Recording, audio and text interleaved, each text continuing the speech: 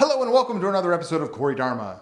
I often hear beginners or non-practitioners complain about how boring breath meditation is. Like breathing is something they don't want to do. Breathwork can be pretty boring though, so why the hell are we trying to hook people into meditation with a bunch of dry air? Like, why can't I just skip to the trippy third eye opening, dancing with the forest fairies meditations? There's a ton of different types of meditation, and not all of them are useful to every practitioner.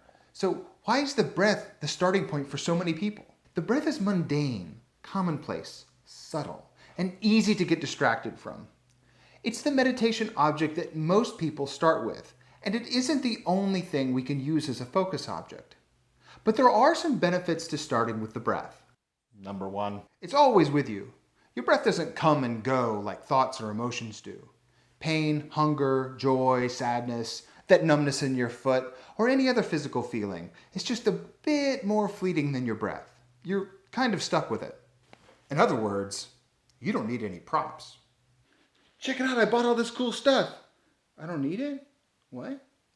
Number two, your breath is both something that you do and something that happens to you. You can use it as a passive action or as an active one. You can hold your breath, speed up, slow down, be gentle, be forceful, not to mention all the fantastic pranayama. Are you doing drugs in there? No, Mom, I'm fine. I'm meditating. Your breath can be a really dynamic experience. As a focus object, it has great value. It can be the center of your attention, or you can throw that sucker on autopilot and just be an observer. Number three, it's also super important. Like, it's probably the most important thing you'll ever do. Without it, everything else in your life kind of becomes moot. Fun fact, did you know that you can hold your breath for the rest of your life? I don't recommend it.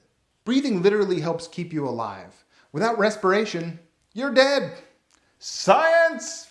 Nerd. Number four. And I think most importantly, it's boring. Yeah, boring. It's the next best thing since paint drying meditation. You would think that focusing on something exciting that would hold your attention would be a great meditation object. But in fact, focusing on something boring has an added benefit that exciting things don't. It highlights all the more often when your mind wanders and you lose focus. We don't want to entertain ourselves when we're meditating. We want to observe, to witness, to be present in what's going on in front of us.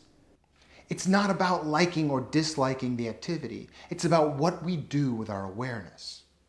If you're a day one meditator and you go to a guided meditation session where the teacher leads you through a sound bath and a body scan and puts on the perfect atmosphere with music and lighting and incense, it can leave you feeling pretty euphoric. It's great and it feels amazing, but you can't take it home with you. That teacher has given you an amazing experience, but hasn't taught you how to recreate it for yourself at home. That teacher hasn't really given you a lesson. What they've done is they've facilitated the experience for you. Now, I'm not saying that flow state meditations like sound baths and body scans are bad meditations. No, the opposite. They're great in the right circumstance. As my student Nicole says, going to a good sound bath could be just as good as going out to a fancy dinner. But without the discipline of knowing how to stay in the moment, you will always be at the mercy of someone else to help you get into that state.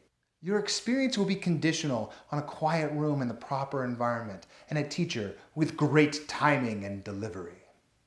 Personally, I believe that learning focus meditations before flow meditations is more beneficial to the student, but I do admit that that depends on the student. Flow meditations are more fun, and they help hook new students into a practice. But I think it runs the risk of being a cake that's made too sweet. An addiction to the saccharine without an appreciation for the subtleties of the savory. You gotta eat your vegetables. You gotta practice that meat and potatoes mindfulness. A boring meditation object is going to be more beneficial in the long run because it makes you deal with a part of life that's uncomfortable, unpleasant, and easy to ignore. When you're stimulated, your mind looks for the superlatives. It looks for the highest high and the lowest low. It looks for comparisons. But the question, what is the better experience, misses the point of meditation entirely. We are trying to see what is, not what we want it to be or what we don't want it to be. You're good enough at that already. When we are calm, when we lower the inputs of our brains, when we stop entertaining ourselves, stop moving, sit quietly, and close our eyes, we turn down the volume on the senses. The mind will turn up the sensitivity to compensate, and will start to notice the subtle, tiny things more because they aren't being drowned out. When you sit long enough and allow yourself to focus on a boring meditation object, at some point you will encounter boredom. Not only are you stopping the input, but it's your first opportunity to be with the output of your mind. We're doing all of these things to distract ourselves from the issues that might be in our minds. You can call it avoiding boredom, but I think we don't want to face what's really in the mind. That's where the real work begins. The longer you meditate and the more bored you are, you get through the layers and you get deeper into the profoundness of boredom. You get a deeper understanding of yourself. You pass through those first few layers and you onion that shit all the way down.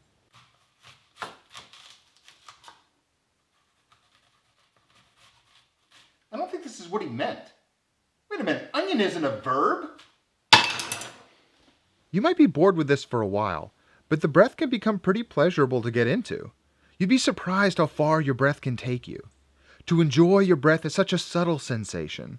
You have to learn how to appreciate the finer points. But once you know how to do it, it can become something super interesting. So much so that some more formal practices actually caution against this.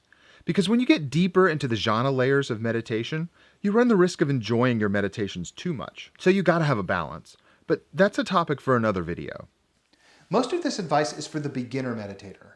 For you advanced practitioners, you already know that a relationship with your breath and boredom is something that's going to grow and change as you continue your practice. You can link your breath to all sorts of interesting practices in interesting ways, but one step at a time, friends.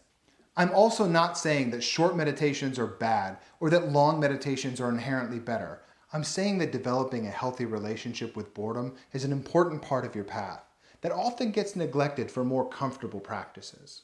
In the same way that doing the same number of push-ups every day doesn't really make you any stronger, we have to push ourselves to grow out of our comfort zones. I think it was Muhammad Ali that said, "I don't start counting my sit-ups until they start to hurt, because those are the only ones that count." One. Okay, I'm good. One.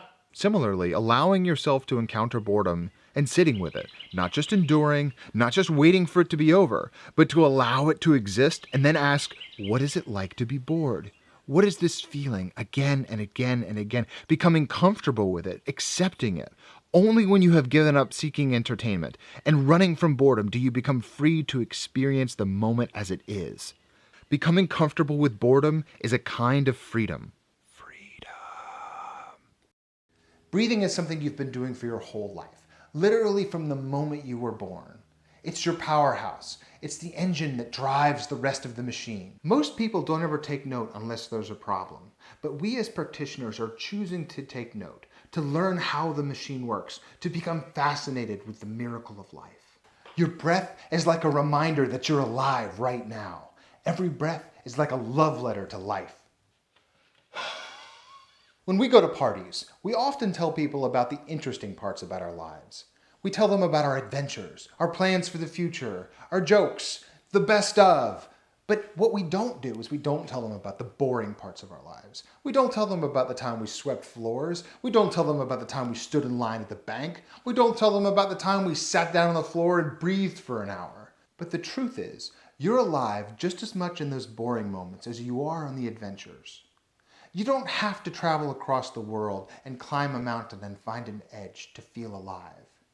You can do it right now by focusing on something boring.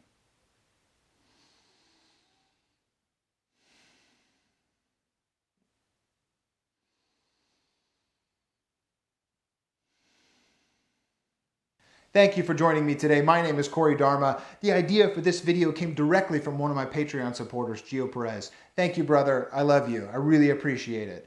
And if you liked this video and want to help me, you can support me at patreon.com/CoreyDharma. This is how I make my living. I give out free lessons on YouTube, but I give private lessons and extra awesomeness to my Patreon supporters. So you go to patreon.com/CoreyDharma and support me there. You can also help out by liking, sharing, and subscribing this video because I just got started. And if you can look down in the comments and leave a note and tell me about your practice, tell me about what you thought about the video, that would be great. I will be down there too, interacting with you. And if you want more awesomeness, you can check out my podcast, Mindfulness of Doom. It's a show about life, peaceful living, and existential dread. We just hit our 2.5-year mark. We've got about 47, 48, 49, 50 episodes already out there in the podcasting web for you to check out. I think you'll find it amazing. It's awesome. So join me down in the comments, and I will see you next time. May you find harmony. Peace.